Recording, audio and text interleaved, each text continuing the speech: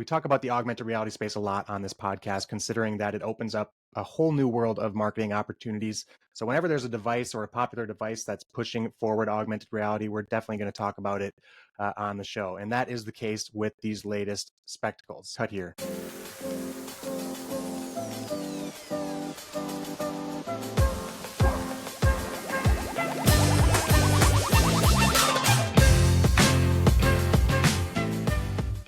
What is up, everybody? Welcome to another episode of the AI Marketing Navigator.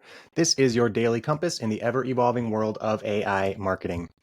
Okay, navigators, coming at you with a daily digest today. It's going to be another bite-sized episode. Really only a couple of updates in the AI world that I felt deserved a mention on our marketing-focused podcast. I was looking for some more news, but it all felt kind of like extra and fluff, and I didn't want to force it into the episode. So we're going to keep it short and informative and helpful, which is always our goal here, if possible. So just two updates for you today in the world of AI marketing. And the first is an announcement from Snapchat, or Snap, I suppose. That's a rebrand that still gets me every once in a while when it comes to their overarching products at Snap. But Snap recently unveiled their new generation of spectacles, the Snap Spectacles. And for those of you who don't know, spectacles are basically AR, augmented reality glasses that are built using Snap OS, which is an operating system developed by Snap specifically for the spectacles. So these spectacles have actually been around for a little while, but the news is, or it comes with, the announcement of the latest generation of spectacles, which I believe is the 5th generation, according to the Rundown.ai newsletter, which is where this story was curated, which really is a step forward in the augmented reality space.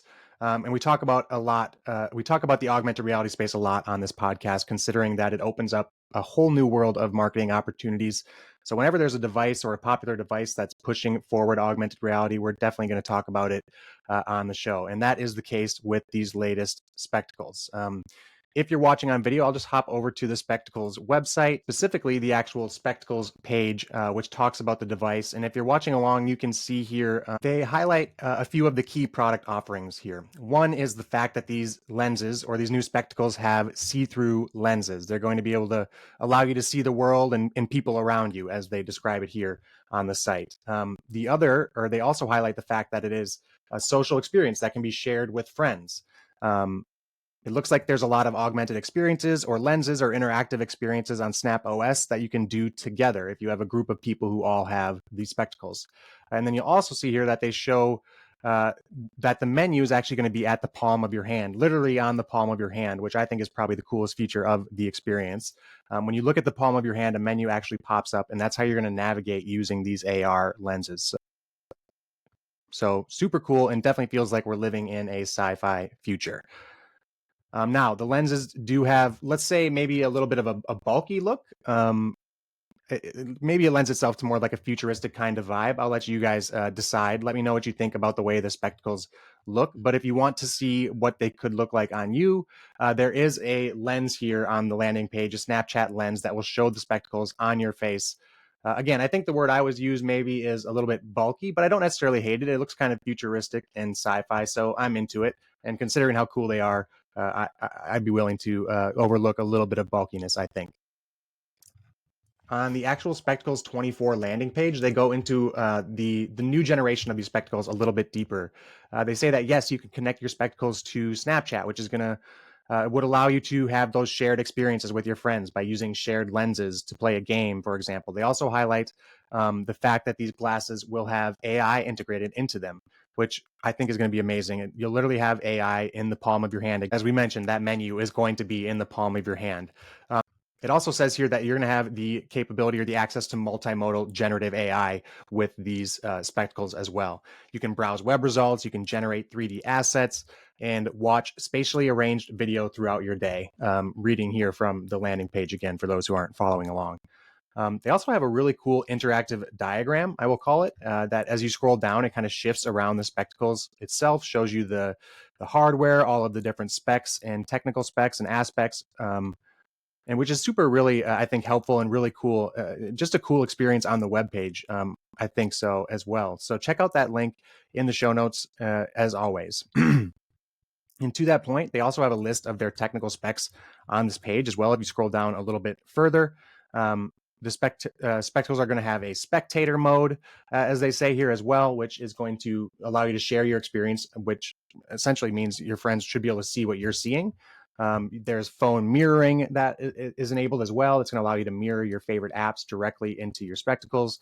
And then there's a controller aspect on that you can incorporate on your phone, which will allow you to use your phone as an extension, as a controller for the OS and for different lenses. Lastly, on the spectacles, there is a YouTube video showing a demo of how these are used. I think this is probably going to be what relates the potential here with these devices the best to you guys. So definitely check out the video on YouTube. Again, it gives you an idea of how cool and integrated the experience is with these spectacles. And will do a much better job than I could to convince you of that. They go through a full demo, a full walkthrough essentially around how you would basically use the spectacles as it would train you on how to do it. And it's just so cool, you guys. I'm definitely going to have to consider grabbing these as soon as I become the rich digital marketer that I'm destined to be. He also mentions, he being the gentleman in the demo, that one of the coolest features is to have that menu in the palm of your hand. And you get an idea of what it looks like in this video as well, and how it would interact. So definitely check it out. Okay, then the second little tidbit of news today was a new announcement from the Perplexity CEO on Twitter. And this was also snagged out of a recent newsletter from the rundown.ai. So as always, shout out to the rundown.ai. Definitely subscribe to Rowan's newsletter over there and sign up for the university. Do whatever you can to support what they're doing because they are awesome. Anyway, the Perplexity founder or CEO tweeted 2 days ago on September 16th. I'm going to stop sharing my screen here for those of you watching on video. That's a bad habit when I share my screen. Cut here.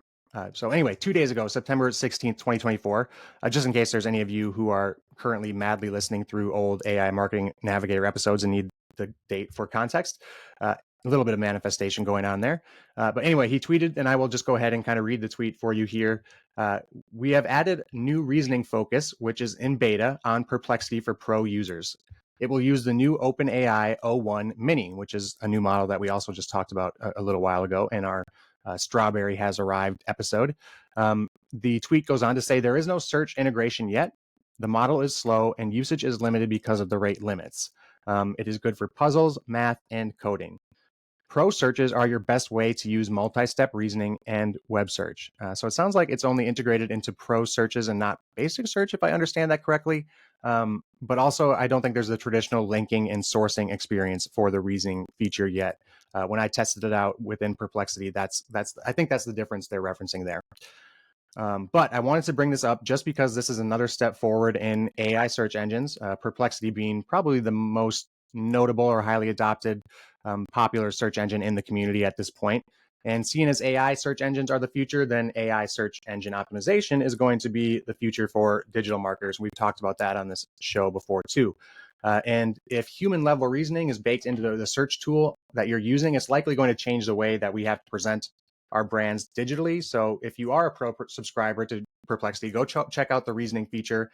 It's under the focus tab when you're performing pro searches, and let me know what you think about the experience. And for the rest of us, or for the rest of you out there without pro, at least prepare yourself for a future in which we're going to be indexed and searched by a search engine that has the ability to reason at a PhD level. How exactly that's going to affect how our content is indexed or presented is somewhat yet to be determined, I think, but all the more reason to keep your eyes on AI search, all the more reason for us here to keep our eyes on AI search and how the future of AI and the future of AI advancements are going to affect AI search. I mean, maybe AI search is only going to be here for like the blink of an eye. I wonder if Perplexity was just kind of a quick bubble that's going to pop in the long run. In the grand scheme of AI tech, and that these other more popular tools are just going to bake in search and basically wipe Perplexity out as a competitor in the click of a button. So anyway, that's kind of what I wonder, and maybe some food for thought for you guys. Okay, so that does it for today's episode. If you enjoyed the show or found it useful in any way, please do me a favor and follow on Spotify or subscribe on your podcast platform of choice. A review on top of that would be even more appreciated and is so super helpful to the show. So until next time, and as always, thanks for joining me, and remember to stay curious, stay consistent, and keep navigating forward. Bye.